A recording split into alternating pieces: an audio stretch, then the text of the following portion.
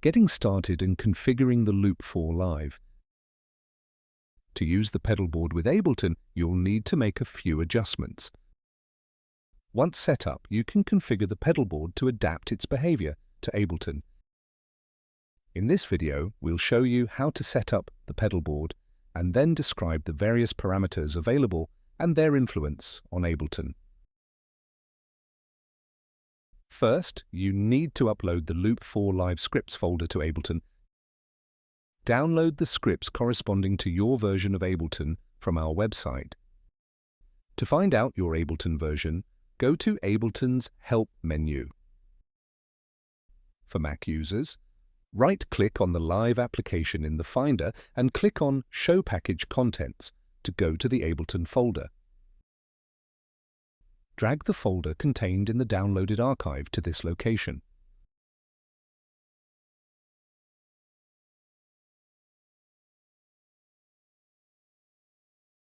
For Windows users, we save the file as follows.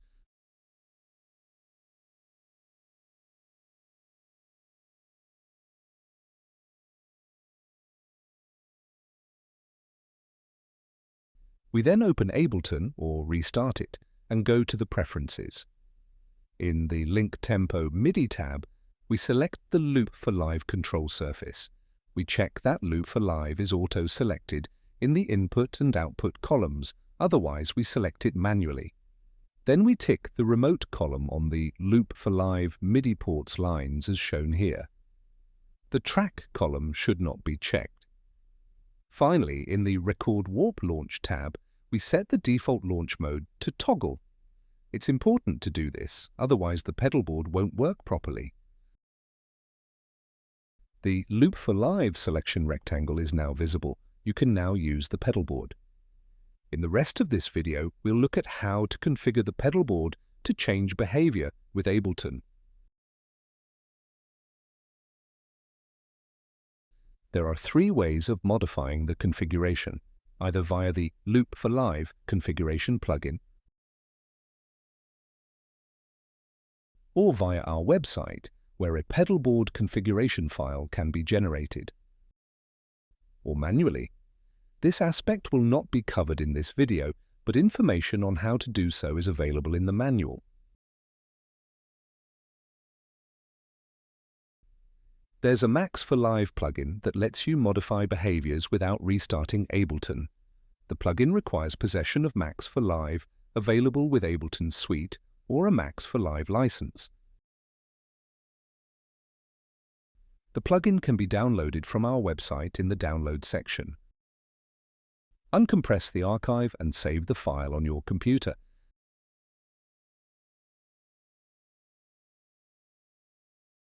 Then drag the file onto an Ableton track to see the plugin appear. Select the pedalboard in the Select Device list and set the parameters as desired. You can then save the parameters via the Save Config button so that they are loaded with the values indicated when Ableton starts up. If you don't have a Max4Live license, go to our website. Via the Edit Configuration File menu, select the desired parameters. Then save via the corresponding button and generate your configuration file named L4L-config, which you need to drop under for Windows, for macOS.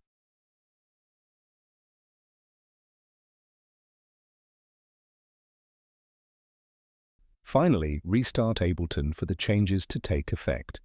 It is also possible to reload the configuration by launching a clip called L4L Reload Config via the footswitch, which allows the configuration to be loaded without restarting Ableton. Let's continue with a description of the various parameters. The default settings are ideal for beginners. For more experienced users, it is possible to modify various pedalboard behaviors.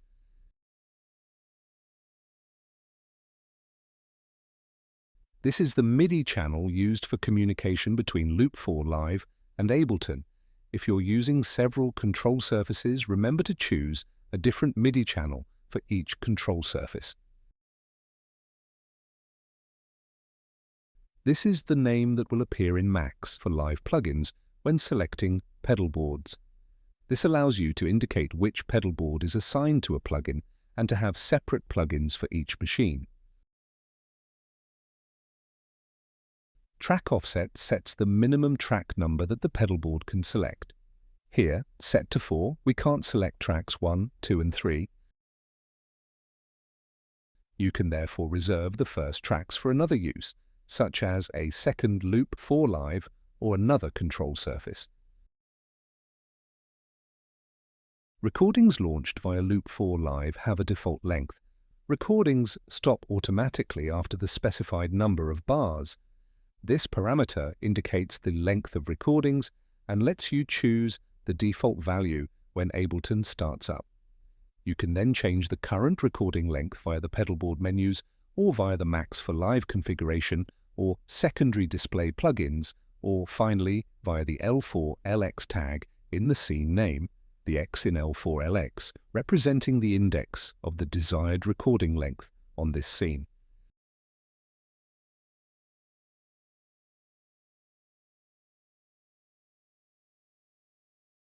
When ticked, this parameter causes the selection to be repositioned on the first track when the scene is changed. If you have changed the track offset parameter, repositioning will take place on this track. Unchecked, the selection will no longer be moved to the first track.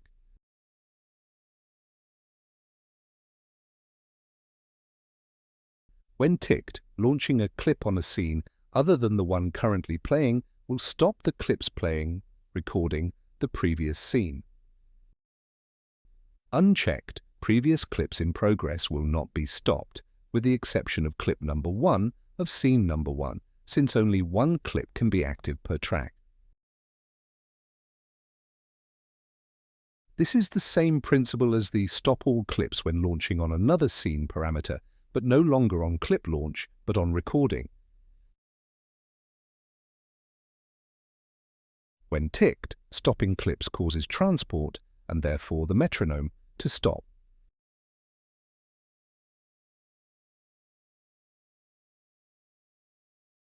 The next scene launch will then begin immediately without waiting.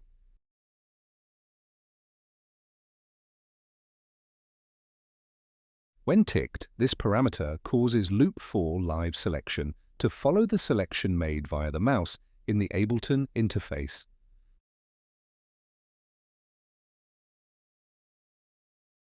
When not ticked, Ableton selection will not cause the pedalboard to change.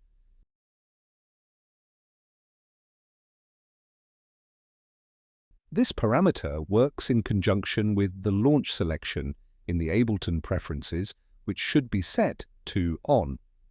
Check this parameter so that the selection on Ableton follows actions performed on the pedalboard, such as volume changes, clip launches, and actions on Ableton effects via the pedalboard's effect mode.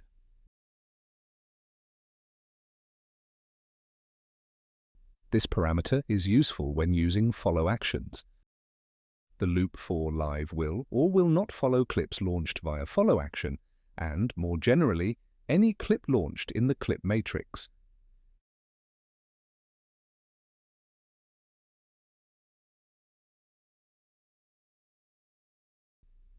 If exclusive arm is unchecked, recording will not disarm other tracks.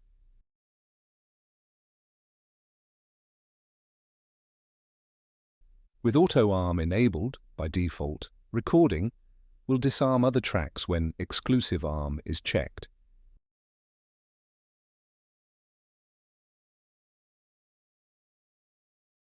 This checked parameter automatically arms a track when a recording request is made via the footswitch.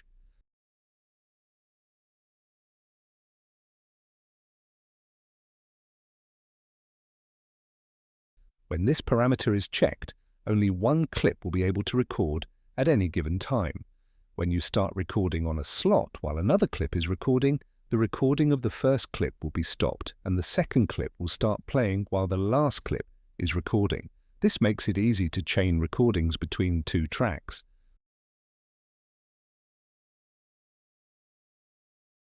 When this parameter is checked, the end of the recording of a MIDI clip switches to the overdub state. Press the button again to stop overdub.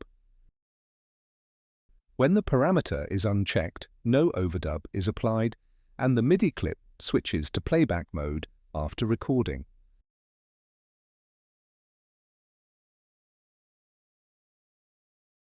When this parameter is checked, changes in tempo or song signature will update the tempo and signature properties of the selected scene, or in the scene name for Ableton Live 10 and 9. Remember to save your set afterwards so that the tempo settings are saved. When this parameter is checked, all Loop4Live pedalboards are linked together. Scene changes on one pedalboard will result in changes on the other pedalboards. When not ticked, the pedalboards are independent of each other.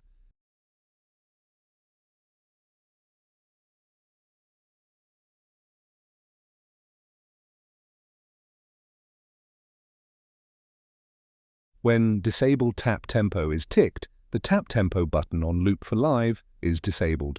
Similarly, when Disable Mute is ticked, the pedalboard mute button is disabled and inoperative. However, prolonged pressing of the mute button remains available. The Ext button momentary parameters indicate the type of switch on the external foot switch. They indicate whether the switches are momentary or latching, as on most guitar amplifier foot switches. If Ext button momentary is ticked, the switch is considered to be temporary and locked if not ticked. The Note External button, number 1 and number 2 parameters indicate which MIDI note Loop4Live will send to Ableton when pressed. By default, the MIDI note of the first switch corresponds to scene start, stop. The note on the second switch is unused by default but can be assigned to a function in Ableton via MIDI mapping. You can assign the same MIDI notes to the external foot switch as to the Loop4Live to use a Loop4Live function, such as stage start or stage down, for example. To find out which features are available and the associated note, please refer to the manual appendix or hover over the Loop4Live Mappings button on the right-hand side of the configuration file editing page on our website. When ticked, expression pedal number 5 controls the volume of the last clip recorded.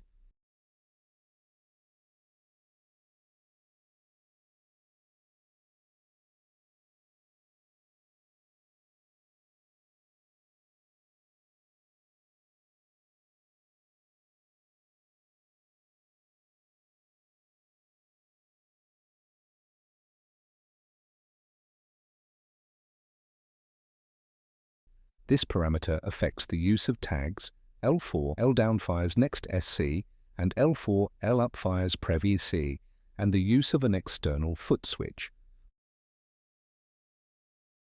When included in scene names, the L4 L downfires next SC and L4 L upfires prev SC tags automatically launch the next or previous scene when moving up or down. If the tags fire scene only with external foot switch parameter is ticked, only scene changes via the external foot switch will trigger the next previous scene. Using Loop4Live's up and down buttons, you can navigate through scenes without automatic scene launch. In this way, you can have scene auto launch with the external foot switch and still navigate scenes with Loop4Live without scene auto launch. To assign the scene down function to the external foot switch, assign MIDI note 34 to parameter note external button number 1 or number 2. When this parameter is checked, the free mode global record button, top left button red LED on, will activate overdub recording. All armed tracks will be affected. In addition, overdub is only possible on MIDI tracks. When ticked, This parameter launches an entire scene using the A, B, C, D buttons.